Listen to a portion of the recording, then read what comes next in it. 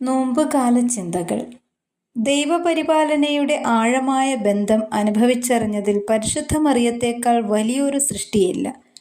കാലിത്തൊഴുത്തു മുതൽ കാൽവരി മല വരെ 33 വർഷം ഈശോയുടെ അമ്മയായ മറിയം അനുഭവിച്ച ഓരോ സഹനങ്ങളും ഈശോയുടെ കുരിശു വഹിക്കുവാനുള്ള ശക്തിയും ആ കുരിശോട് ചേർന്ന് സഞ്ചരിക്കുവാനുള്ള ദൈവകൃപയും ദൈവം കൊടുത്തപ്പോൾ അത് മട്ടുവരെ ഊറ്റിക്കുടിച്ചുകൊണ്ട് മൗനത്തിൽ ആരാധനകളും ആത്മാക്കളുടെ രക്ഷയും ഒരേ സമയം പരിശുദ്ധ മറിയം ദൈവത്തോട് ചേർന്നിരുന്നുകൊണ്ട് നൽകിയിരുന്നു.